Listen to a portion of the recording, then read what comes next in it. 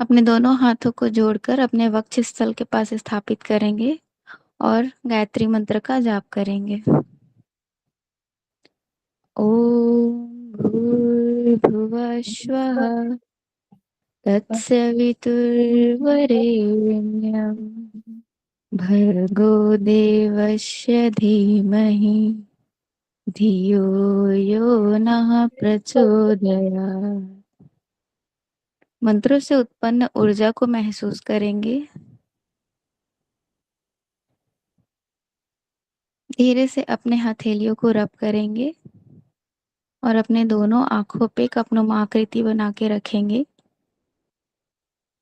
पुनः अपने हथेलियों को रब करते हुए अपने चेहरे को स्पर्श कराएंगे। कपनुमा आकृति में अपनी आंखें एक हल्की मुस्कान के साथ खोलेंगे। धन्यवाद। Thank you. Welcome ma'am. चलिए, आज हमारा, कल हमने पढ़ा था स्केल्स। रिसर्च में कौन कौन से स्केल है? चार स्केल के नाम बताइए। रिसर्च में कल जो मैंने पढ़ाया था आपको। Nominal, ordinal, interval and ratio. चलिए, आज हम लोग को पढ़ना है अल्टरनेट और नल हाइपोथेसिस। पहले समझते हैं कि हाइपोथेसिस क्या होता है, फिर अल्टरनेट और नल हाइपोथेसिस समझेंगे। ठीक है, तो आज का चैप्टर जो अभी हमारा टॉपिक है वो हाइपोथेसिस ही है। तो हाइपोथेसिस में जो है आपका हाइपोथेसिस होता है जो हमारा दो वेरिएबल होता है ना, एक इंडिपेंडेंट वेरिएबल, एक डिपेंडेंट वेरिएबल। तो आपने तो जो है कोई रिसर्च किया नहीं है, पहले तो आप सोचते हैं उस चीज को, पहले आपके दिमाग में आता है, उसको सोचते हैं, उसके बाद हम रिसर्च करते हैं, फिर उसका रिजल्ट आता है, फिर हम उसको बताते हैं कि मेरे रिजल्ट में ये आया, मैंने ये सोचा था, है ना। तो हम पहले वेरिएबल्स का रिलेशन निकालते हैं। जैसे हमारा टॉपिक है ओबेसिटी पे, ठीक है, तो ओबेसिटी पे आपका टॉपिक है, तो हमारा इंडिपेंडेंट वेरिएबल क्या है? मैम योगा होगा। योगा है। वेरी गुड, योगा है। और हमारा एक डिपेंडेंट वेरिएबल क्या है? मैम वेट को लेके चलते हैं। एक अभी एक ही वेरिएबल को लेके हम चलते हैं, वेट को। ठीक है, तो वेट हमारा डिपेंडेंट वेरिएबल है और योगा हमारा इंडिपेंडेंट वेरिएबल। तो हम पहले एक स्टेटमेंट सोच के रखते हैं। पहले तो आपने यही सोचा ना कि जो लोग योगा करेंगे उनका वेट जो है डिक्रीज होगा, है ना। जो लोग को भी मैं आसन प्राणायाम कराऊंगी, वो लोग को जो है 3 महीने का अगर हम सेशन देते हैं योगा का सेशन, तो उनका वेट जो है डिक्रीज होगा। ये आपने दिमाग में सोचा, ठीक है। तो यही आपका जो टेंटेटिव स्टेटमेंट है ना, ये अभी हुआ नहीं है, ये एक रिसर्चर सोच रहा है। एक रिसर्चर रिसर्च करने के पहले सोच रहा है कि जो मेरे दो दो वेरिएबल्स है उनके बीच का रिलेशन क्या होगा। अगर मैं ओबेसिटी पे कर रही हूँ और मेरा इंडिपेंडेंट वेरिएबल योगा है, तो मैं क्या क्या क्या सोच के रखूंगी कि जो मैं योगा दे रही हूँ वो जो है ओबेसिटी पे काम करेगा, है ना। जो भी मैं आसन दे रही हूँ, प्राणायाम दे रही हूँ, मेडिटेशन टेक्निक दे रही हूँ, वो सारा चीज जो है वेट मैनेजमेंट में काम करेगा। ठीक है, तो ये हाइपोथेसिस है, ये एक टेंटेटिव स्टेटमेंट है जो आप जो है रिसर्च करने के पहले सोचते हैं। एक हाइपोथेसिस बनाना होता है। ये थ्योरेटिकल का रिसर्च में ये कंपलसरी नहीं होता है बनाना, लेकिन जो है एक्सपेरिमेंटल रिसर्च में ये आपको मैंडेटरी होता है कि आप अपना हाइपोथेसिस सोचिए। तो जब हम दो रिलेशन निकालते हैं ना, मतलब इंडिपेंडेंट और डिपेंडेंट वेरिएबल के बीच का जो रिलेशन निकालता है एक रिसर्चर, वही रिलेशन आपका हाइपोथेसिस हो गया। ठीक है, कि मेरा जो योगा मॉड्यूल है वो ओबीस पर्सन पे काम करेगा। और हाइपोथेसिस आप कितनी भी बना सकते हैं। ठीक है, जैसे तो ये एक वेरिएबल के लिए आपने बनाया कि जो है मेरा जो योगा मॉड्यूल है वो वेट को कम कम करेगा, मेरा जो योगा मॉड्यूल है वो आपके डिप्रेशन एंजाइटी पे काम काम करेगा। मेरा जो योगा मॉड्यूल है वो जो भी ओबेसिटी से, जैसे डायबिटीज होने का खतरा ज्यादा होता है, बीपी का खतरा ज्यादा होता है ना, जो लोग ओबीज हो जाते हैं उनको ये सब प्रॉब्लम होती है, उनको थायराइड का जो है खतरा ज्यादा हो जाता है। तो जो भी इसका जो है कोमोर्बिडिटी जिसको बोलते हैं, जो एक बीमारी के साथ, जो मोटापे के साथ जो है और सब बीमारी लेके आता है, उसको कोमोर्बिडिटी बोलते हैं। तो उसके साथ की जो भी बीमारी है उस पे भी मेरा योगा मॉड्यूल जो है इफेक्टिव होगा। ठीक है, तो हम इस तरह से 3-4 हाइपोथेसिस बनाते हैं, और इसी तरह से जो है हम ये जो हाइपोथेसिस, मतलब जो आप इंडिपेंडेंट वेरिएबल और डिपेंडेंट वेरिएबल का रिलेशन होता है, वही यही आपका हाइपोथेसिस है। ठीक है, जो इंडिपेंडेंट वेरिएबल और डिपेंडेंट वेरिएबल का रिलेशन निकालते हैं कि मेरा योगा मॉड्यूल वेट पे काम करेगा, मेरा योगा मॉड्यूल डिप्रेशन एंजाइटी कम करेगा, मेरा योगा मॉड्यूल जितने भी ओबेसिटी से होने वाली बीमारियां हैं उनको भी कम कम करेगा। इस तरह कर करके आप जो है हाइपोथेसिस बनाते हैं। ठीक है, तो ये एक टेंटेटिव स्टेटमेंट है जो आप रिसर्च, जो आप फेज 1 में बनाते हैं। हाइपोथेसिस कब कब बनाना होता है आपको? फेज 2 में, फेज 3 में, या फेज 1 में? फेज 1 में मैम। फेज 1 में। फेज 1 में बनाना होता है। तो फेज 1 में जब आप हाइपोथेसिस बनाते हैं, तो हाइपोथेसिस में जो है आपको पहले से 2 वेरिएबल्स का रिलेशन निकाल के रखना होता है कि आपके हिसाब से रिलेशनशिप क्या होगा। फिर इसी को जो है हम स्टैटिस्टिकल एनालिसिस से इस पे एनालिसिस करते हैं। बाद में यही जो आपका हाइपोथेसिस आप बनाते हैं ना, इसी को फिर हम जो है एक्सेप्ट या रिजेक्ट करते हैं। ठीक है, तो हाइपोथेसिस आपका एक टेंटेटिव स्टेटमेंट है जो आप दो दो वेरिएबल्स के रिलेशन, आप अपने दिमाग में दोनों वेरिएबल्स के रिलेशन के लिए क्या क्या सोच रहे हैं, वही आपका हाइपोथेसिस है। ठीक है, हाइपोथेसिस में भी अब 2 टाइप्स है, एक अल्टरनेटिव हाइपोथेसिस है, एक नल नल हाइपोथेसिस है। अल्टरनेटिव हाइपोथेसिस को हम रिसर्चर हाइपोथेसिस भी बोलते हैं। ठीक है, क्योंकि ये हाइपोथेसिस रिसर्चर का होता है।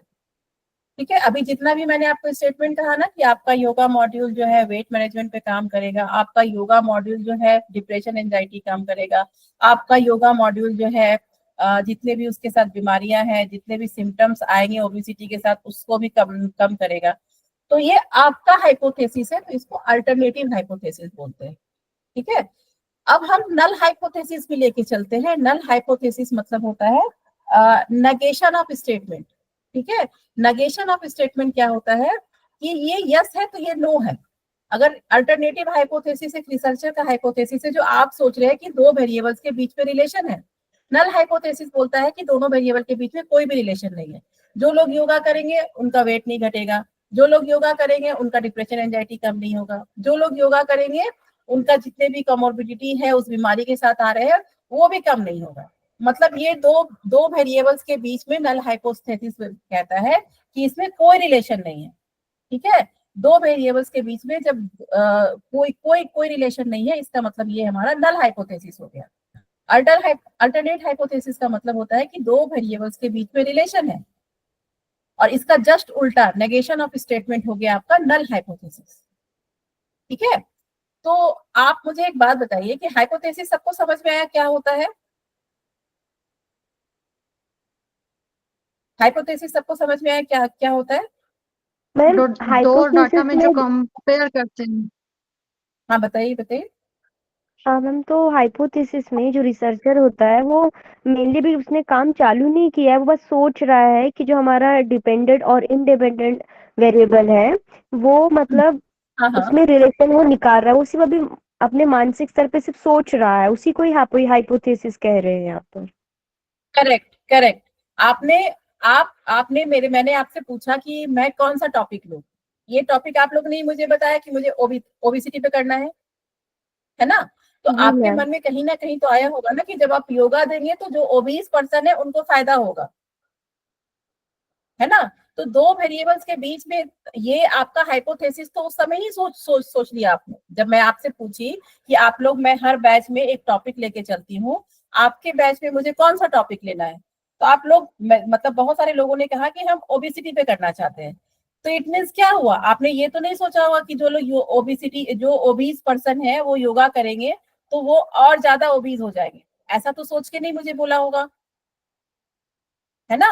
आपने जब अपना टॉपिक प्लान किया तो उसी समय आपका हाइपोथेसिस जो है आपने अपना क्रिएट कर लिया, क्योंकि जब तक आप अपने, अगर आप एक्सपेरिमेंटल रिसर्च कर रहे हैं तो आपको हाइपोथेसिस बनाना ही बनाना है, कंपलसरी है। और ये दो वेरिएबल्स के रिलेशन को जो है आपका प्रेजेंट करता है। तो हम कभी भी जो है एक वेरिएबल के ऊपर काम नहीं करते हैं। हम कभी भी जो है, आप जब भी एक्सपेरिमेंटल रिसर्च करते हैं तो ऐसा नहीं है कि सिर्फ हम एक ही क्वेश्चनियर पे काम कर रहे हैं, हम सिर्फ उनका वेट नापेंगे, नहीं। हम ओबेसिटी से रिलेटेड जितने भी वेरिएबल्स हैं हम उन सब पे काम करेंगे। हो सकता है मेरे पास डिपेंडेंट वेरिएबल 8 हो जाए, हो सकता है मेरा डिपेंडेंट वेरिएबल 5 हो जाए, ठीक है। 1 मिनट दीजिएगा मुझे, 1 मिनट दीजिएगा।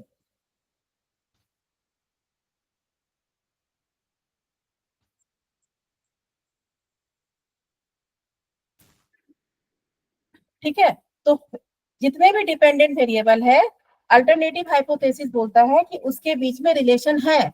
और जितने भी जो है नेगेशन स्टेटमेंट है जिसमें कह रहा है कि दो वेरिएबल्स के बीच में कोई रिलेशन नहीं है, वो आपका नल हाइपोथेसिस है। तो अल्टरनेटिव हाइपोथेसिस भी जरूरी होता है और नल हाइपोथेसिस भी जरूरी होता है। आया समझ में? Yes ma'am. ठीक है, तो जब आप प्लानिंग फेज में होते हैं तो आज आप लोग हाइपोथेसिस सीख रहे हैं, तो आज आप लोग अपने टॉपिक का हाइपोथेसिस भी बनाइएगा, ठीक है। तो आप मुझे बताइए कि अल्टरनेटिव हाइपोथेसिस तो है मेरे पास, नल हाइपोथेसिस की क्या जरूरत है? कोई सोच के बताइए।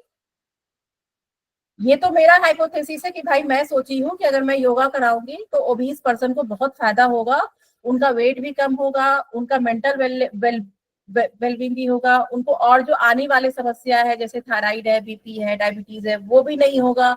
आप तो एक अच्छा काम सोच के कर रही हैं, तो ये नल हाइपोथेसिस की जरूरत क्या है? कोई सोच के बताइए मुझे, जब मेरे मैम पास क्योंकि अल्टरनेटिव हाइपोथेसिस है। हाँ, बताइए बताइए। मैम क्योंकि जरूरी नहीं है कि एक आसन से सारी डिजीज को रिलीफ मिले करके, वो आसन किसी पर्टिकुलर डिजीज के लिए भी हो सकता है। ठीक है, फिलहाल तो हम अपने डिजीज का सोचेंगे ना, फिलहाल तो मेरा टॉपिक ओबेसिटी है, हम ओबेसिटी का सोचेंगे। मेरा क्वेश्चन है कि अल्टरनेटिव हाइपोथेसिस जब आपका है कि दो वेरिएबल्स के बीच में रिलेशन है, तो हमें नल हाइपोथेसिस की जरूरत क्या है?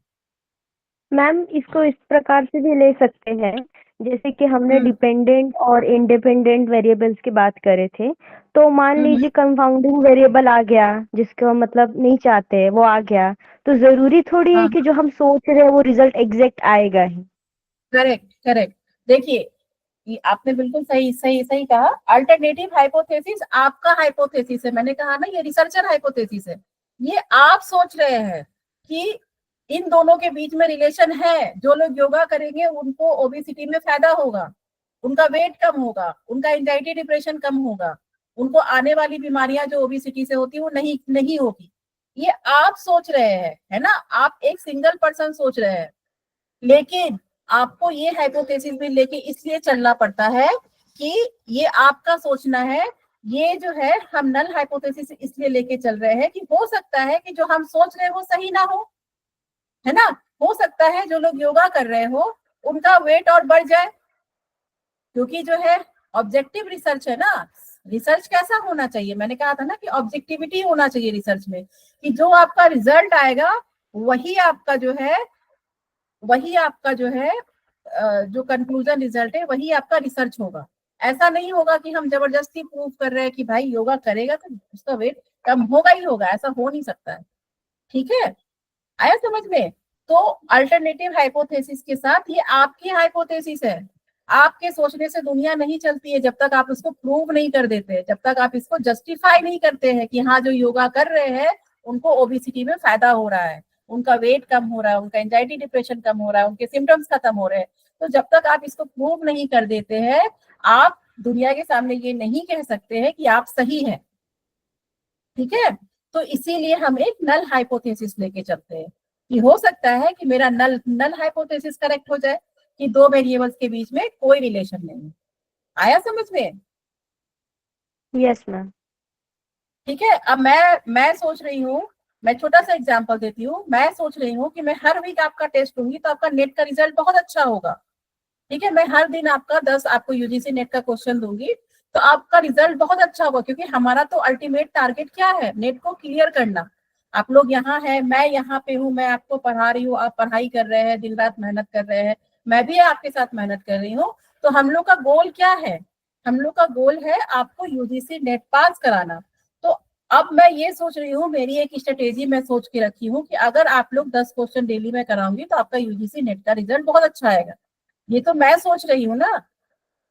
जब आपका रिजल्ट आएगा तब आप मुझे बताएंगे कि हाँ, जब आपने मुझे 10 क्वेश्चन कराए थे मैम, वो बहुत इफेक्टिव रहा, उससे बहुत फायदा हुआ। ये तो आपका पर आप मुझे मुझे मुझे बताएंगे। उसी तरह ये अल्टरनेटिव हाइपोथेसिस, ये जो अल्टरनेट हाइपोथेसिस है, ये अल्टरनेट हाइपोथेसिस रिसर्चर का हाइपोथेसिस है। वो रिसर्चर सोच रहा है कि दो वेरिएबल्स के बीच में रिलेशन है, ये आप नहीं सोच रहे हैं। तो इसीलिए हम दो वेरिएबल लेके चलते हैं, एक अल्टरनेट हाइपोथेसिस होता है, एक नल हाइपोथेसिस होता है। आगे समझ में? हाइपोथेसिस क्या है बताइए मुझे कोई। मैम हाइपोथेसिस एक अजम्पशन है, जो ठीक भी है, हम एक एजम्पशन है। क्या है एजम्पशन? किस चीज का एजम्पशन है?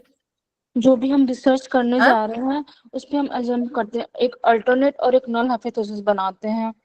जो हमारा नहीं नहीं, मैं आपसे alternate- पूछ रही हूँ हाइपोथेसिस क्या है। अभी अल्टरनेट हाइपोथेसिस नल हाइपोथेसिस नहीं पूछ रही हूँ, मैं आपसे पूछ रही हूँ हाइपोथेसिस है क्या। उनको बताता है, वेरी गुड, दो जो वेरिएबल्स के रिलेशंस को बताना। को अब बताता है। बताता है वो दो दो वेरिएबल्स कौन कौन से हैं? इंडिपेंडेंट मैम एंड एक dependent variable. Dependent yes and ma'am. Dependent. Independent variable और डिपेंडेंट वेरिएबल। जब इंडिपेंडेंट और डिपेंडेंट वेरिएबल का दो दो रिलेशंस को आप अपने दिमाग में सोचती हैं, तो आपको दोनों वेरिएबल्स का रिलेशन लिखना पड़ता है। वही आपका हाइपोथेसिस है। हाइपोथेसिस में दो हाइपोथेसिस के नाम क्या है? अगर मैं types of ma'am hypothesis, two है। अल्टरनेटिव अल्टरनेटिव और एंड नल। नल। अल्टरनेटिव और नल हाइपोथेसिस। ठीक है, अल्टरनेट हाइपोथेसिस और नल हाइपोथेसिस। ठीक है, अल्टरनेट हाइपोथेसिस क्या है? मैम ये वेरिएबल के बीच का रिलेशन है। ठीक है, ये वेरिएबल्स के बीच का रिलेशन है। और ये नल वाला मैम दो वेरिएबल के बीच रिलेशन को नहीं बताता, कोई रिलेशन नल नहीं नल है। नल वाला कहता है कि हाँ, दो वेरिएबल्स के बीच में कोई भी रिलेशन नहीं है। ठीक है, नल कहता है कि दो वेरिएबल्स के बीच में, योगा और ओबेसिटी के बीच में कोई रिलेशन नहीं है, जीरो रिलेशन है। जो लोग योगा कर रहे हैं उनके भी ओबेसिटी पे कोई फर्क नहीं पड़ रहा, उनके सिम्टम्स पे कोई फर्क नहीं पड़ रहा है। मतलब वो हमेशा नेगेशन स्टेटमेंट होता है। याद याद रखिएगा, नल हाइपोथेसिस हमेशा वेरिएबल्स के बीच में बोलता है कि जीरो रिलेशनशिप है, कोई रिलेशनशिप नहीं। ठीक है, इतना आ गया सबको समझ में? Yes ma'am. Yes. Yes ma'am. ठीक है, चलिए अब ये हम एक बार देखते हैं थोड़ा सा इसमें क्या दिया हुआ है हमारे स्लाइड में। ठीक है, hypothesis statement that convey the anticipated outcome.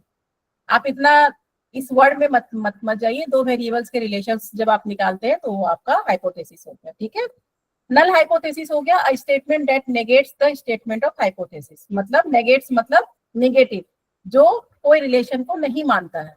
तो नल हाइपोथेसिस हो गया आपका, नेगेशन ऑफ स्टेटमेंट आपका जो है नल हाइपोथेसिस हो गया।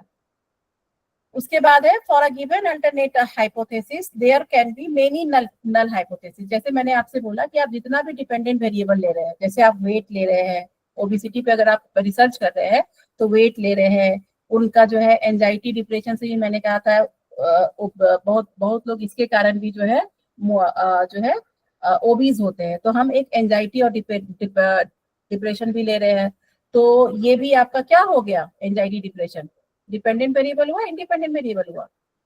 Ma'am dependent variable. Dependent variable हो गया। तो एक तो आपका वेट हो गया डिपेंडेंट वेरिएबल, एक एंजाइटी हो गया डिपेंडेंट वेरिएबल, एक जो है आपका डिप्रेशन हो गया डिपेंडेंट वेरिएबल, एक आपका जो है हाइट भी ले लेते हैं, एक आपका जो है और क्या ले ले, एक बीएमआई भी था हमारा। तो ये जितने भी एक मिनट मुझे दीजिएगा, मुझे एक मिनट रुकिए।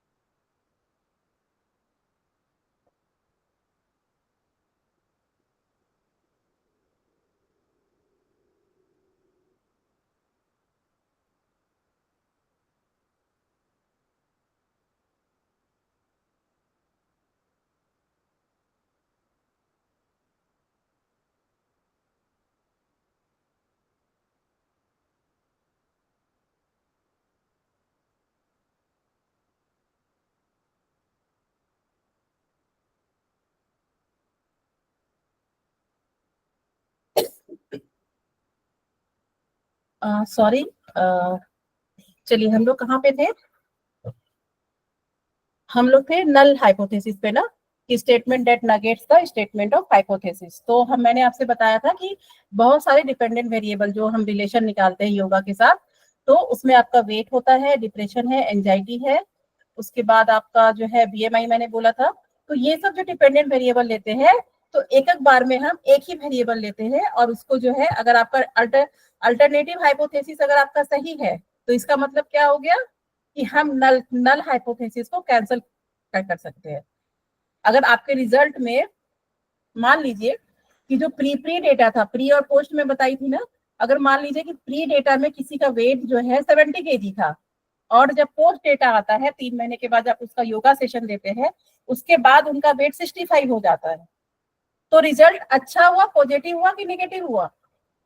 मैम पॉजिटिव हुआ। पॉजिटिव पॉजिटिव हुआ, तो अल्टरनेट इसका मतलब क्या हुआ? हमारा अल्टरनेटिव हाइपोथेसिस सही है कि हमारा नल हाइपोथेसिस सही है? Ma'am alternate hypothesis. तो अल्टरनेटिव हाइपोथेसिस सही है, तो हम नल हाइपोथेसिस को रिजेक्ट कर सकते हैं, यस मैम। है ना? ठीक है। तो जो है, जब हमारा अल्टरनेटिव हाइपोथेसिस सही होता है, तो हम नल हाइपोथेसिस को रिजेक्ट कर देते हैं, और हमारा अल्टरनेटिव हाइपोथेसिस निगेटिव आता है, तो हम नल हाइपोथेसिस को जो है एक्सेप्ट कर लेते हैं। इसमें यानी तो रिजेक्ट करते हैं, यानी तो एक्सेप्ट करते हैं, ठीक है? अगर यानी तो रिजेक्ट, यानी तो एक्सेप्ट। और अभी मैं आपको बताऊंगी और भी एक टर्म आता है, फेल टू रिजेक्ट, ठीक है? ये भी अभी आपको बताऊंगी क्या होता है। अब देखिए, ये जो आपका है हाइपोथेसिस 1 10 2 10, इसको जब मैं आपको ये पैरामेट्रिक टेस्ट और नॉन पैरामेट्रिक टेस्ट जब बेल कर पढ़ाऊंगी तब बताऊंगी ये क्या होता है 1 10 और 2 10। ये अभी नहीं समझ में आएगा आपको, ठीक है? जब मैं आपको बेल कर पढ़ाऊंगी तो ये टर्म उससे रिलेटेड है, तो उस दिन मैं आपको समझाऊंगी कि 1 10 हाइपोथेसिस किसको बोलते हैं और 2 10 हाइपोथेसिस किसको बोलते हैं, ठीक है? चलिए, अब है आपका टाइप्स ऑफ एरर। तो देखिए, अभी जिन्होंने प्रेयर कराया उनका नाम क्या था? अपर्णा आदित्य। अपर्णा, ठीक है। और रश्मि जी है एक यहाँ पे, जी मैम। ठीक है ना? तो अब मुझे क्या लगा, मैं आपका नाम ले सकती हूँ क्लास में? Yes ma'am. ठीक है, चलिए। तो ये मैंने आपसे कंसेंट लिया, तो हम जब भी रिसर्च करते हैं अपने सैंपल पे, तो हम उनसे कंसेंट लेते हैं कि हम आपका नाम ले सकते हैं कि नहीं ले सकते हैं, या आपके रिगार्डिंग हम जो है एग्जाम्पल दे सकते हैं। तो रश्मि जी से मेरी बात हुई और अपर्णा जी से मेरी बात हुई। मेरे पास मान लीजिए कि आप लोगों से मेरी बात हो रही है कि आप लोग कहाँ से हैं, बस हम लोग कोई क्लास नहीं कर रहे हैं, बस मैं आपसे बात कर रही हूँ कि आप लोग कहाँ से हैं, आप लोग क्या कर रहे हैं, एमए योगा कर रहे हैं, क्या कर रहे हैं। तो ये सारे क्वेश्चंस मैं आपसे पर्सनल क्वेश्चन पूछ रही हूँ। तो रश्मि जी और अपर्णा जी दोनों ने, मुझे ऐसा लगा कि जो है दोनों एक ही जगह से है, ठीक है? मान लीजिए कि दोनों जो है हरियाणा से ही है। रश्मि जी भी हरियाणा से है और अपर्णा जी भी हरियाणा से है। रश्मि जी भी जो है जहां से हरियाणा में रहती है, वहीं पे जो है अपर्णा जी का भी घर है, ठीक है? रश्मि जी, मतलब रश्मि जी और अपर्णा जी में बहुत सारी चीजें जो है सिमिलर है। तो एज ए रिसर्चर मुझे लगा कि दोनों सिस्टर्स हैं, ठीक है? एज ए रिसर्चर जो है मुझे ऐसा लगा कि आप दोनों सिस्टर है, क्योंकि आप दोनों एक ही जगह से है, एक ही प्लेस से है, एक ही स्टेट से है, और कुछ कुछ चीजें आप लोगों ने मुझे बताई जिससे मुझे ऐसा मैंने गेस किया कि आप लोग जो है दोनों सिस्टर्स हैं, ठीक है?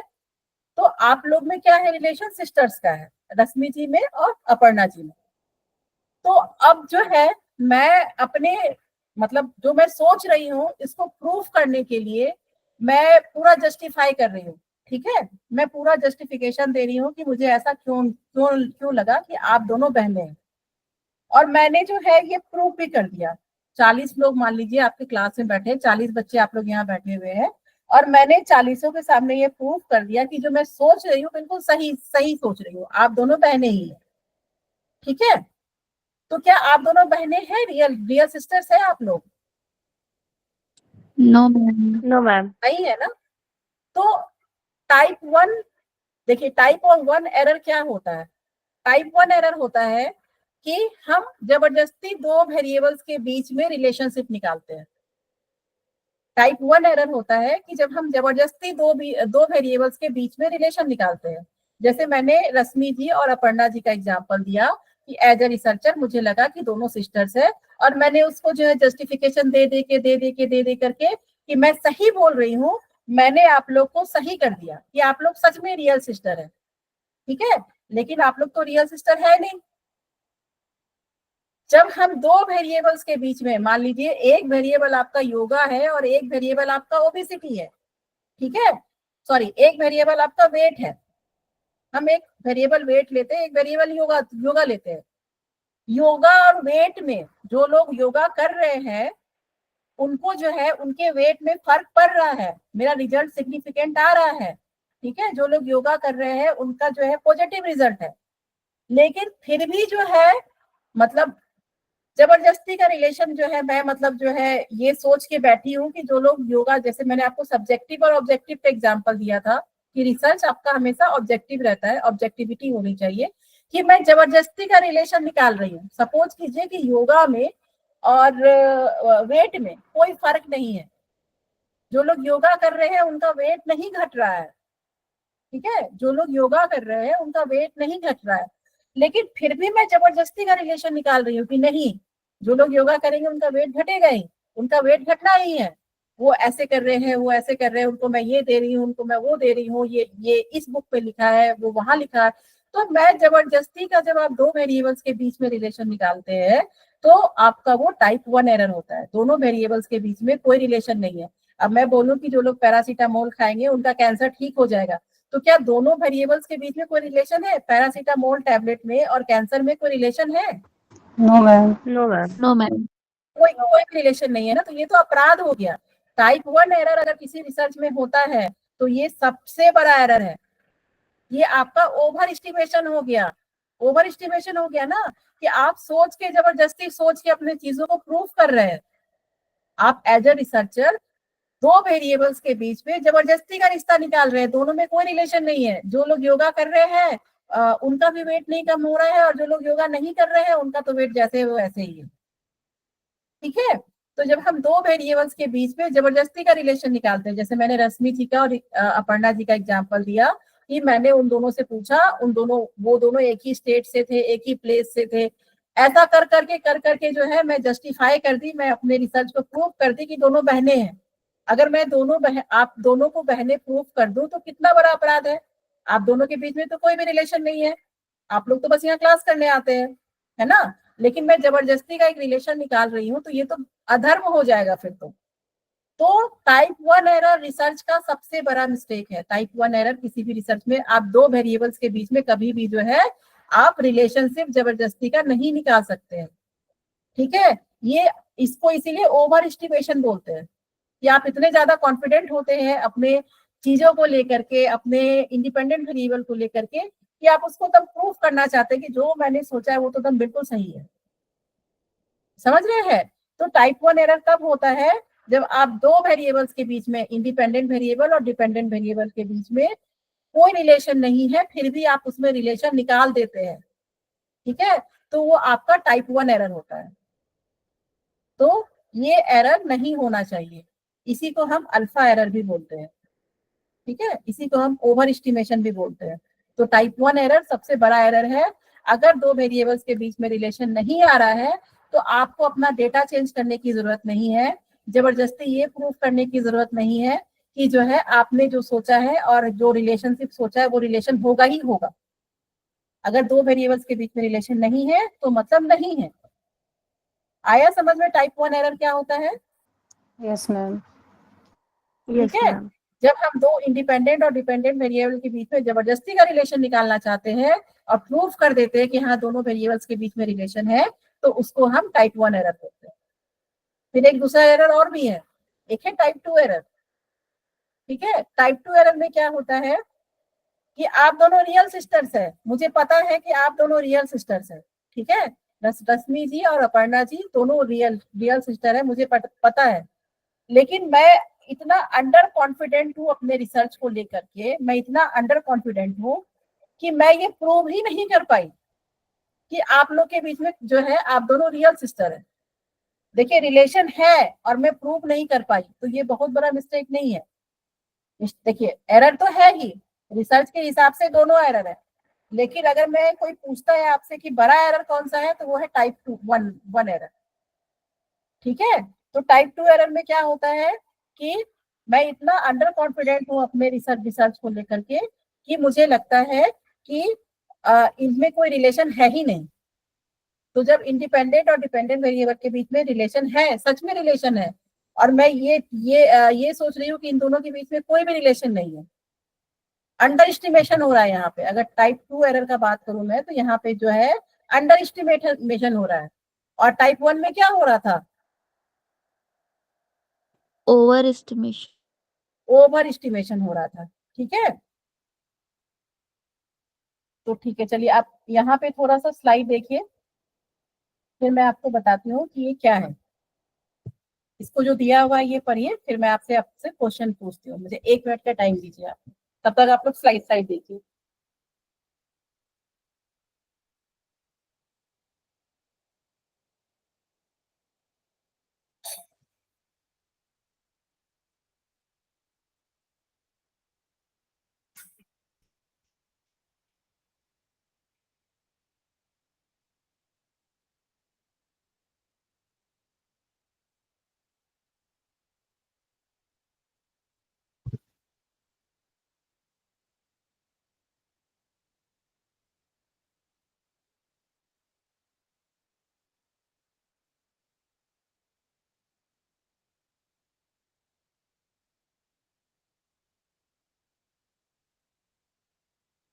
चलिए, टाइप्स ऑफ एरर। ठीक है, अब देखिए यहाँ पे है ना, टाइप 1 एरर में जो है आपका क्या है, ओवर एस्टिमेशन, और टाइप 2 एरर में क्या है, अंडर एस्टिमेशन। अब आपको समझ में आया कि इसमें ओवर एस्टिमेशन और इसमें अंडर एस्टिमेशन क्यों है?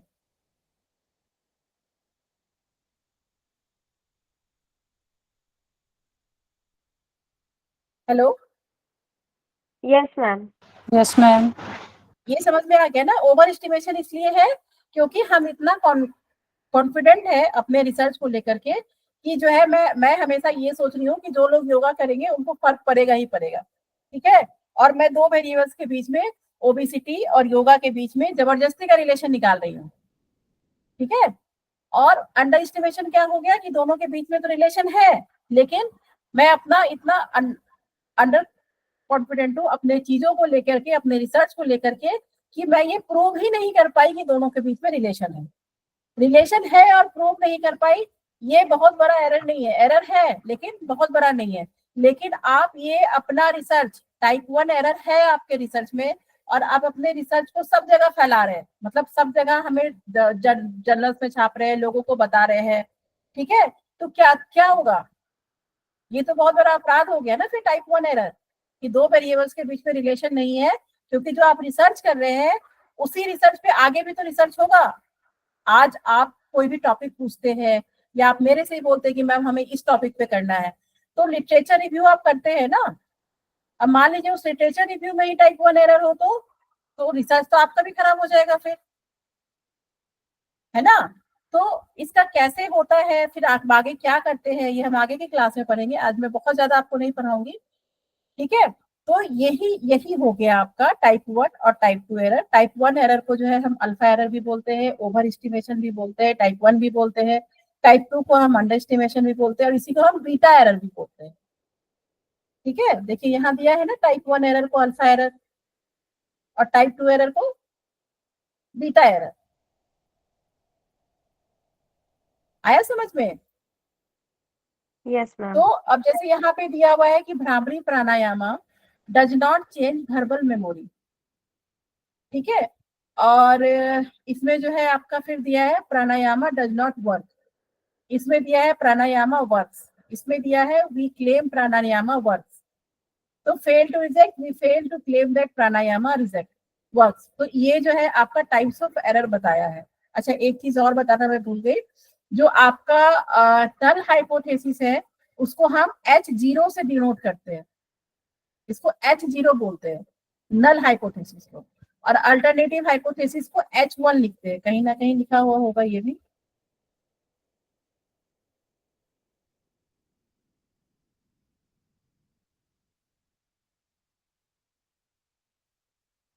नहीं है। ये जो है ना H0 और H1 याद रखिएगा। जो आपका नल हाइपोथेसिस होता है उसको हम H0 से डिनोट करते हैं, और जो आपका अल्टरनेटिव हाइपोथेसिस होता है उसको हम H1 से डिनोट करते हैं।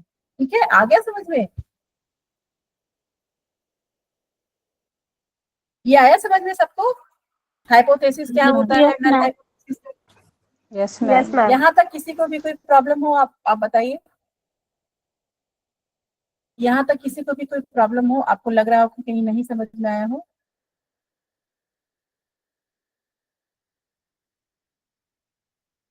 किसी को भी, कोई भी हो यहाँ पे? No ma'am. किसी को भी कोई ऐसा नहीं है जिनको ऐसा लग रहा है कि नहीं समझ में आया? ठीक है, तो यही मैम होता वो है आपको। ऐसे है ना, वो बता दीजिए फिर से। क्या क्या? एच ओ जो शॉर्ट अच्छा, फॉर्म में जिसको तो बोलते हैं यहाँ HO। H0, यहाँ H0 है। H0 का मतलब हो गया नल हाइपोथेसिस। जब हमें नल हाइपोथेसिस लिखना होता है तो H0 लिखते हैं, और अगर हमें अल्टरनेटिव हाइपोथेसिस लिखना होता है तो H1 लिखते हैं। जैसे यहाँ 0 है ना, उसी तरह हम लोग H1 लिखते हैं। ठीक है, ये हो गया आपका नल हाइपोथेसिस। और अगर 1 रहता तो वो हो जाता आपका अल्टरनेटिव हाइपोथेसिस। तो हाइपोथेसिस कुछ भी नहीं है, दो वेरिएबल्स के रिलेशन पे आप अपने वेरिएबल्स में कौन कौन सा डिपेंडेंट वेरिएबल्स लेते हैं, जो भी डिपेंडेंट वेरिएबल लेते हैं उसके बारे में आपको अलग अलग लिखना होता है। ठीक है, और जितना आप अल्टरनेटिव हाइपोथेसिस बनाते हैं उतना आपको नल हाइपोथेसिस भी बनाना होता है। फिर जब हमारा रिजल्ट आ जाता है, जब हमारा डेटा कलेक्शन पूरा हो जाता है, हम देखते हैं कि सिग्निफिकेंट चेंज आया है, पॉजिटिव चेंज आया है हमारे वेरिएबल में, तो हम नल हाइपोथेसिस को रिजेक्ट करते जाते हैं, और जो है अल्टरनेटिव हाइपोथेसिस को जो है एक्सेप्ट करते जाते हैं। आया समझ में? Yes ma'am. Yes ma'am. ठीक है, तो यही आपका टाइप 1 टाइप 2 एरर होता है, और आप ऐसे ही रखिए इसको याद, ये कभी भूलेगी नहीं आप। और बुक में बहुत तरीके से दिया हुआ है, हर बुक में अब उसमें ऐसे ऐसे वर्ड्स इस्तेमाल होते हैं कि आपको नहीं नहीं समझ में आएगा। ठीक है, अब देखिए इसमें क्या है। जैसे कि अल्फा एरर क्या था आपका, कौन सा एरर था? Type 1 ma'am error. Type 1। Type 1। तो टाइप 1 में हम क्या करते थे, नल हाइपोथेसिस को रिजेक्ट कर देते थे, जबकि वो सही होता था। दोनों के बीच में रिलेशन जो है क्या था, टाइप रिलेशन 1 ना एरर में होते क्या हुए था, भी दो वेरिएबल्स के जबरदस्ती बीच में, रिलेशन निकालना। दो वेरिएबल्स के बीच में रिलेशन नहीं था। हाँ, फिर नल भी रिलेशन हाइपोथेसिस ट्रू, निकालते। फिर भी हम निकालते थे। नल हाइपोथेसिस ट्रू था, फिर भी हम उसको रिजेक्ट कर रहे थे। रिजेक्टिंग नल हाइपोथेसिस मतलब नल हाइपोथेसिस ट्रू था मेरा, लेकिन फिर भी जो है उसको हम रिजेक्ट कर रहे थे। तो अल्फा टाइप 1 एरर क्या हो गया, rejecting a null hypothesis when it is true. Alpha error क्या हो गया, रिजेक्टिंग अ नल हाइपोथेसिस। दोनों वेरिएबल्स के बीच में रिलेशन नहीं था, नल हाइपोथेसिस मेरा ट्रू था, लेकिन फिर भी हमने उसको रिजेक्ट कर दिया, और अल्टरनेटिव हाइपोथेसिस को हमने एक्सेप्ट कर लिया। तो rejecting a null hypothesis when it is true. ठीक है, बीटा एरर क्या था हमारा, रिलेशनशिप रहते हुए भी अंडर कॉन्फिडेंस होकर उसको प्रूव नहीं कर पा रहे थे। हाँ, तो इसमें क्या था कि fail to reject a null hypothesis when it is false. हम फेल टू रिजेक्ट यहाँ लिखा है। ठीक है, fail to reject null hypothesis हमारा क्या था, नल हाइपोथेसिस हमारा टाइप 1 टाइप 2 एरर में नल हाइपोथेसिस ट्रू था या फॉल्स था? ट्रू था। नल हाइपोथेसिस ट्रू था उसमें। नल हाइपोथेसिस का मतलब है कि दो वेरिएबल्स के बीच में रिलेशन नहीं होता है। नहीं मैम, मैम रिलेशन था, रिलेशन था। पर हम उसको प्रूव हाँ, नहीं कर तो पा उसमें रहे थे। नल हाइपोथेसिस मेरा ट्रू था कि फॉल्स था? फॉल्स था। फॉल्स था। नल हाइपोथेसिस में हमारा नल हाइपोथेसिस फॉल्स था। ठीक है, तो इसमें क्या लिखा हुआ है, failing to reject a null hypothesis when it is false. Fail to reject हो गए ना, हमें इसको फेल टू रिजेक्ट मतलब समझ रहे हैं, यहाँ पे फेल टू रिजेक्ट लिखा है, यहाँ पे फेल टू रिजेक्ट लिखा है, यहाँ रिजेक्ट अ नल हाइपोथेसिस नहीं लिखा है, इसमें लिखा है फेल टू रिजेक्ट। हम रिजेक्ट करने से फेल हो गए, तो या नहीं तो रिजेक्ट होता है या नहीं तो फेल टू रिजेक्ट होता है। अभी मैं आपको समझाने के लिए एक्सेप्ट और रिजेक्ट बोल रही थी कि आपको इस वर्ड में कंफ्यूजन ना हो, इसीलिए मैं आपको एक्सेप्ट या रिजेक्ट बोल रही थी। रिसर्च में एक्सेप्ट या रिजेक्ट कोई वर्ड नहीं होता है। जब भी हम बोलते हैं तो यानी तो रिजेक्ट बोलते हैं, यानी तो फेल टू रिजेक्ट बोलते हैं, ठीक है। या नहीं तो हम अपने हाइपोथेसिस को रिजेक्ट करेंगे, या नहीं तो फेल टू रिजेक्ट होगा। रिजेक्ट मतलब नल हाइपोथेसिस मेरा सही था, लेकिन फिर भी जो है हम उसको रिजेक्ट कर दिए। फेल टू रिजेक्ट क्या हुआ कि नल हाइपोथेसिस मेरा जो है फॉल्स था। दोनों वेरिएबल्स के बीच में जो है क्या था, रिलेशन था या नहीं था?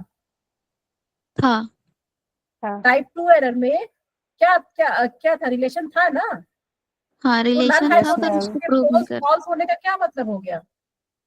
Null hypothesis when it is false, तो नल हाइपोथेसिस फॉल्स था, तो नल हाइपोथेसिस का फॉल्स का क्या मतलब हो गया कि कि हम उस वेरिएबल्स में रिलेशनशिप उनके को बीच में प्रूव नहीं रिलेशन कर नहीं पाए। है। ठीक है। तो इसीलिए हमने यहाँ लिखा है fail to reject a null hypothesis when it is false, इसीलिए हम लिखते हैं फेल टू रिजेक्ट, ठीक है। इसीलिए हमने यहाँ पे लिखा हुआ है fail to reject a null hypothesis when it is false. हम फेल टू रिजेक्ट हो गया यहाँ पे। तो एक्सेप्ट या रिजेक्ट नहीं होता है, हम रिसर्च के भाषा में हम जो है अल्फा को बोलेंगे rejecting a null hypothesis when it is true, और बीटा एरर को बोलेंगे fail to reject a null hypothesis when it is false, ठीक है। ये सब पावर स्पेसिफिसिटी ये सब मैं आपको पढ़ाऊंगी उस समय जब मैं आपको स्टैट्स कराऊंगी तब, ठीक है। अभी बहुत ज्यादा नहीं पढ़ाऊंगी, फिर आपको कंफ्यूजन होना शुरू हो जाएगा।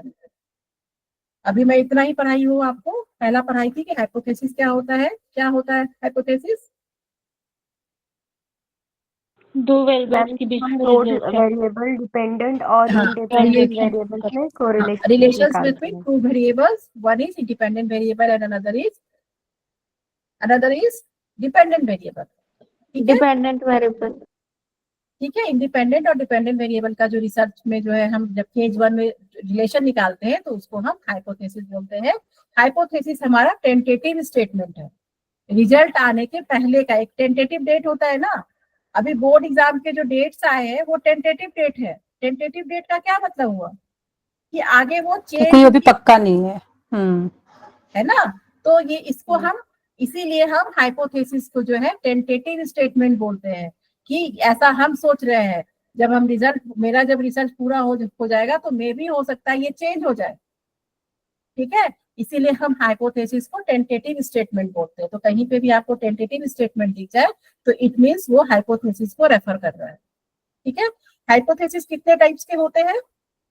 मैम 2 टाइप्स के, टू हाँ, टाइप्स के मैम, ऑल्टरनेट एक और नल ऑल्टरनेट और एक hypothesis. Alternative hypothesis. Hypothesis, alternate hypothesis और null hypothesis.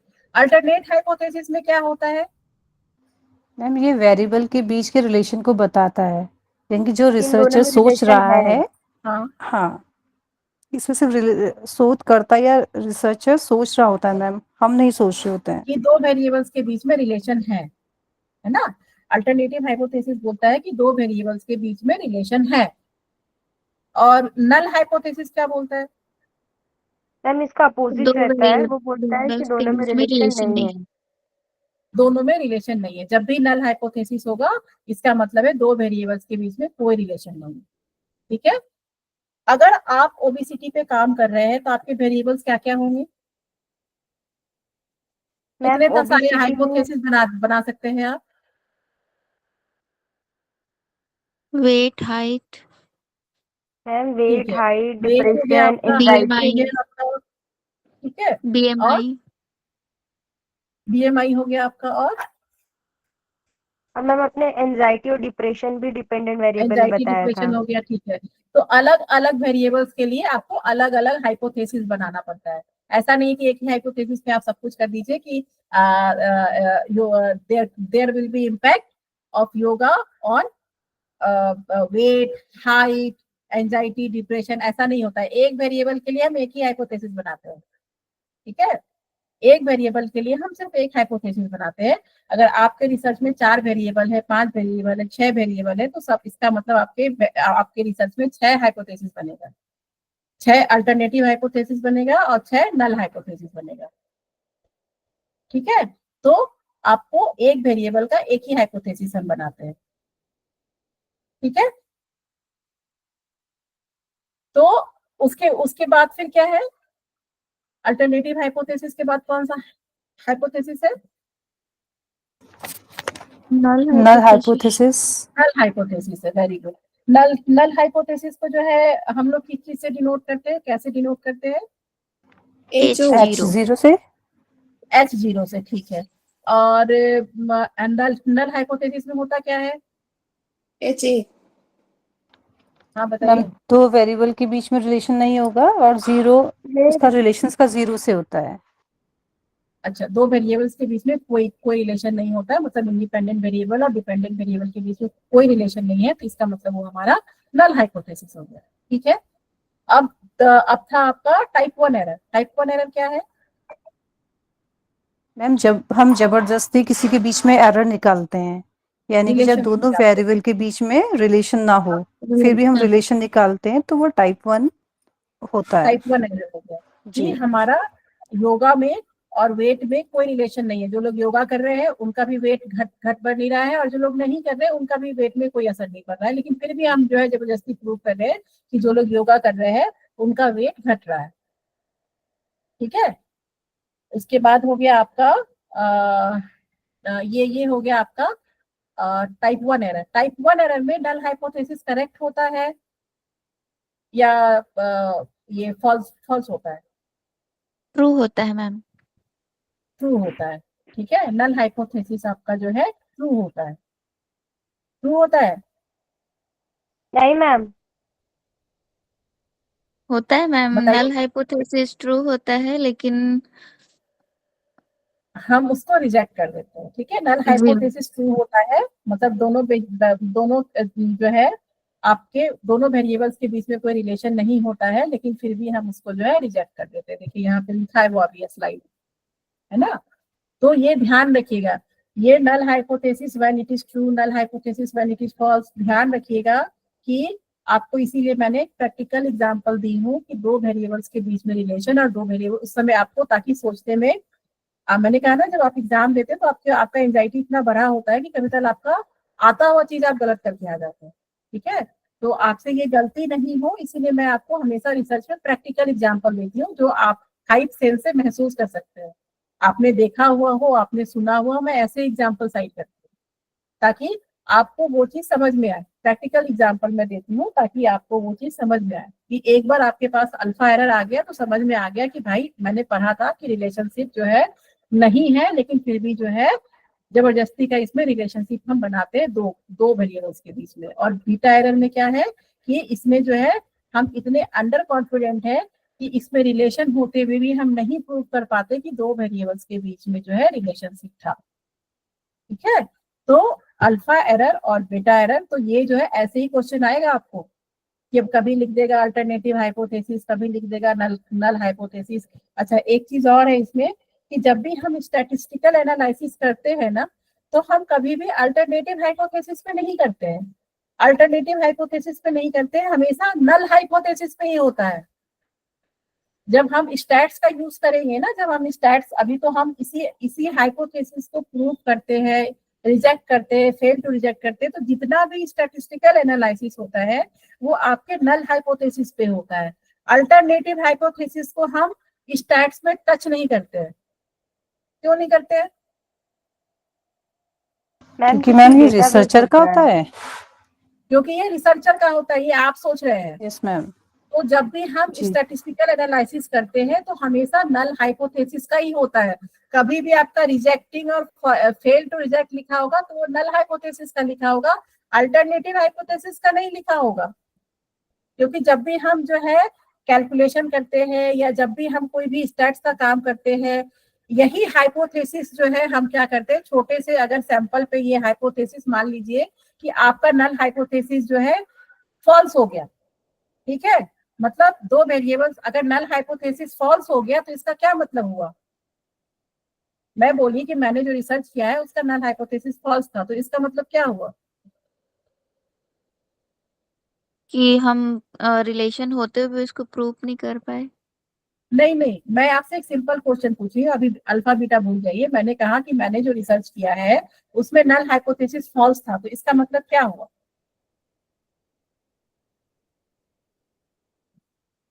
Null hypothesis false था तो इसका मतलब अल्टरनेटिव हाइपोथेसिस ट्रू हुआ। Yes ma'am. Yes ma'am. अगर मैं बोलूं कि नल हाइपोथेसिस जो रिसर्च की थी नल हाइपोथेसिस फॉल्स था तो इसका मतलब क्या हुआ कि अल्टरनेटिव हाइपोथेसिस ट्रू था। अल्टरनेटिव हाइपोथेसिस ट्रू था तो इसका मतलब क्या हुआ, नल हाइपोथेसिस फॉल्स मैम नल वाला रिजेक्ट है। कि दोनों वेरिएबल्स के बीच में रिलेशन है, जो मेरा इंडिपेंडेंट वेरिएबल है और जो मेरा डिपेंडेंट वेरिएबल है उन दोनों के बीच में रिलेशन है। Yes ma'am. यही हुआ ना।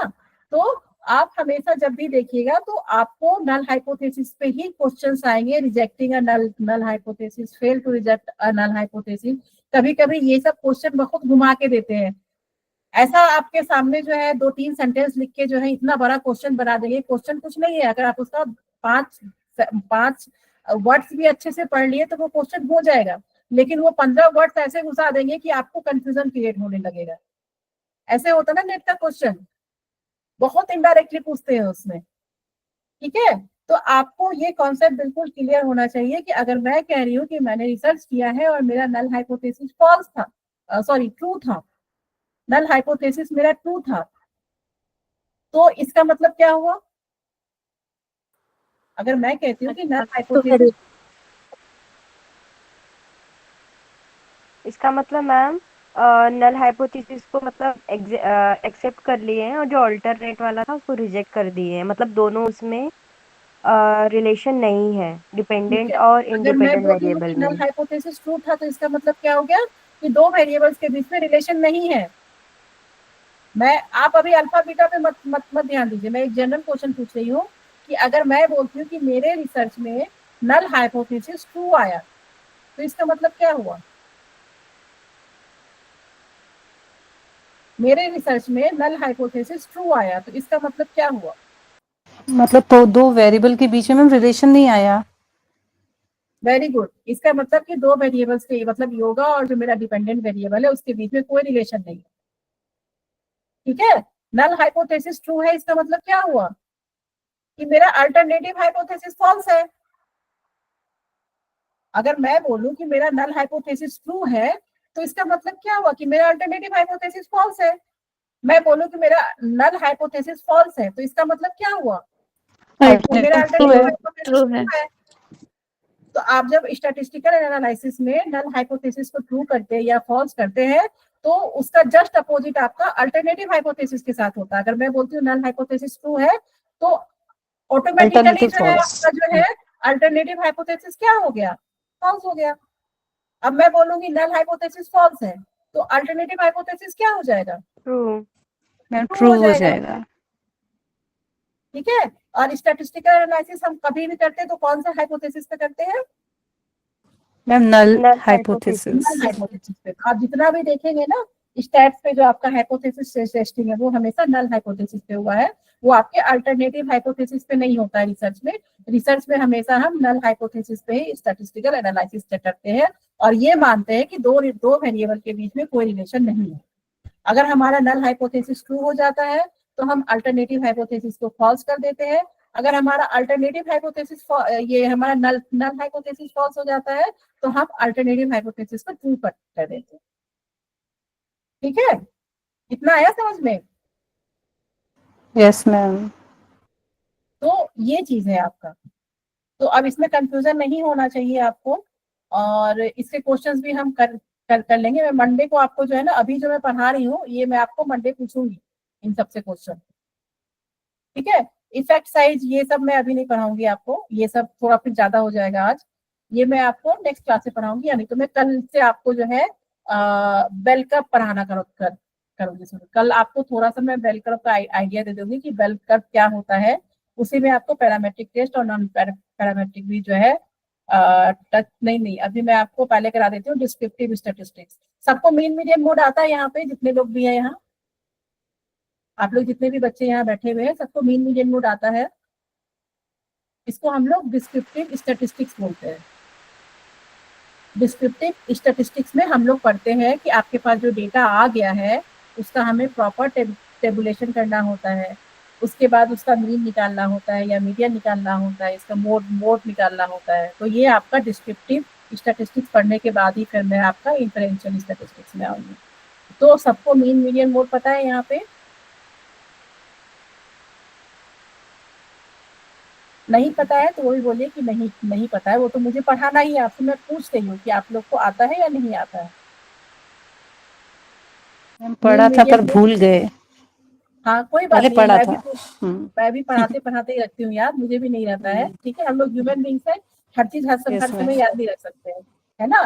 तो कोई बात नहीं है। ये जो है हम लोग कल जो है डिस्क्रिप्टिव स्टैटिस्टिक्स पढ़ेंगे कि डिस्क्रिप्टिव, जब भी आप स्टैटिस्टिक्स पढ़ते हैं ना रिसर्च पे, तो दो ही स्टैट्स पढ़ते हैं हम लोग, या नहीं तो हमारा डिस्क्रिप्टिव स्टैटिस्टिक्स होता है, या नहीं तो हमारा इन्फ्रेंशियल स्टैटिस्टिक्स होता है। डिस्क्रिप्टिव स्टैटिस्टिक्स होता है कि हम एक एवरेज वैल्यू निकालते हैं अपने सैंपल के बारे में। जैसे आपने मुझे हाइट का दिया है, वेट का दिया है, तो हम एक एवरेज निकालेंगे कि आपके क्लास का एवरेज हाइट कितना है, आपके क्लास का एवरेज वेट कितना है, ठीक है। उसके बाद फिर जो है हम जो आपका टॉपिक है, जैसे ओबेसिटी पे आपका टॉपिक है, तो हम देखेंगे कि अगर आपका छोटे से सैंपल पे, अगर आपका 50 लोगों पे आपका एक्सपेरिमेंट सक्सेसफुल हुआ है, तो ऐसे जो हमारे पास 50,000 लोग हैं उसी सैंपल उसी एज ग्रुप के, ये उन पे फिट होगा कि नहीं।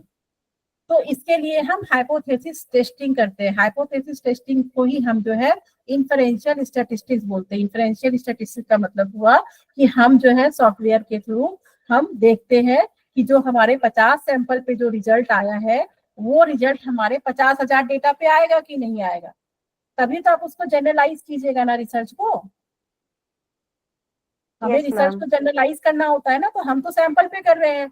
वो सैंपल पे जो हम एक्सपेरिमेंट कर रहे हैं, वो एक्सपेरिमेंट हमारे पॉपुलेशन पे फिट बैठेगा या नहीं बैठेगा, इसके लिए ही हम हाइपोथेसिस टेस्टिंग करते हैं, और इसको हम इन्फरेंशियल स्टैटिस्टिक्स बोलते हैं। ठीक है, आया समझ में।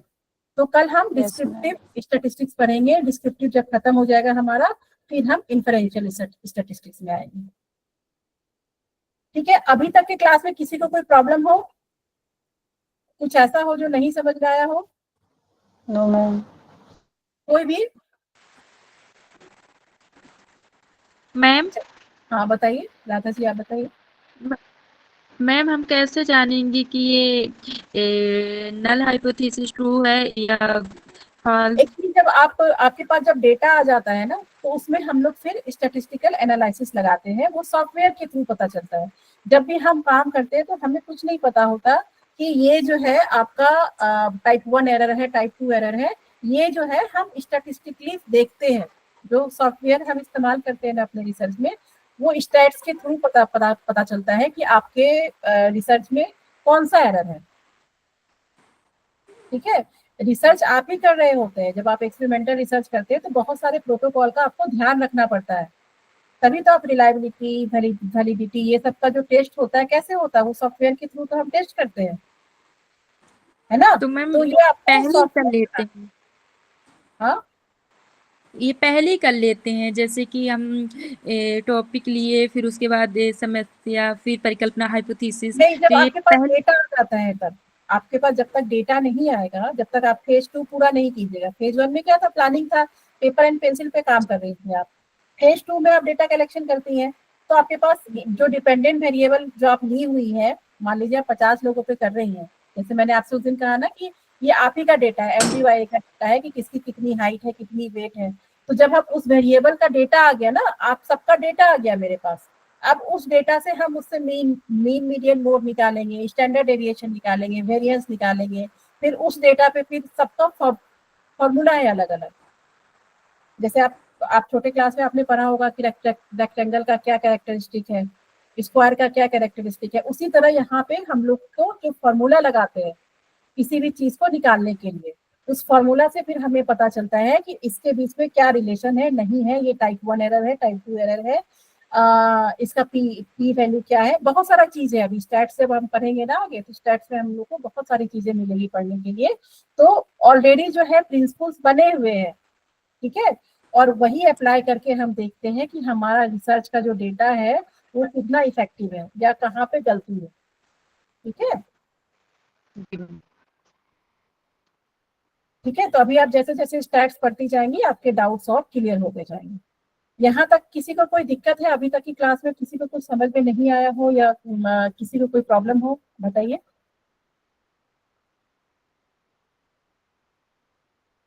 ठीक है, चलिए मैम मैं वो जो संडे है, दो दिन का टाइम है, 2 दिन के टाइम में मैं आपको मंडे टेस्ट लूंगी। अभी जितना भी हम लोग पढ़ रहे हैं ना, इस वीक का एक मंडे हम टेस्ट लेंगे जो इससे रिलेटेड यूजीसी में जो PYQs आए हुए हैं आपको। और मैं अभी बता देती हूँ, रिकॉर्डिंग नहीं होगा। मैंने पहले भी कहा था कि जब मैं आपको PYQs कराऊंगी तो वो वीडियो रिकॉर्डिंग नहीं होगा। उस दिन आपको सबको प्रेजेंट रहना है PYQs करने के लिए, ठीक है? Okay ma'am. मैम जितना आपने स्टार्टिंग से अभी तक का पढ़ा है वहीं तक? हाँ, इस वीक में हमने जो जो पढ़ा है ना, इस वीक जैसे कि ठीक हमने है। स्केल्स पर हो गया हमारा। स्केल्स के पहले क्या था? स्केल्स के पहले का क्लास में क्या था मैम वैलिडिटी वैलिडिटी, रिलायबिलिटी, ये सब बहुत रिलायबिलिटी इम्पोर्टेंट है। हाँ, ये सारी ठीक है टॉपिक बहुत इम्पोर्टेंट है। तो रिलायबिलिटी हो ओके गया, मैम। वैलिडिटी हो गया, स्केल्स हो गया, फिर आज की जो आपकी हाइपोथेसिस की क्लास थी ये हो गया। ये जितनी भी क्लासेस इस वीक में हुई है सबका एक टेस्ट हम मंडे को करेंगे, ठीक है? ओके और वो क्वेश्चन करेंगे जो ऑलरेडी एग्जाम में आए हुए क्वेश्चन हैं। तो आपको ही पता चलेगा कि आप वो क्वेश्चन कर पा रहे हैं कि नहीं कर पा रहे हैं। कल को वही आपको रिपीट होता है क्वेश्चन, तो आप कर सकेंगे कि नहीं कर सकेंगे। वो प्रैक्टिस बहुत जरूरी है आपको, ठीक है? चलिए, मैंने कहा था आपसे कि मैं यस मैम। आपका आज एक क्लास फिर से लूंगी, ठीक है? तो आप लोग जो है कहीं जाइएगा नहीं, मैं रिकॉर्डिंग ऑफ कर रही हूँ।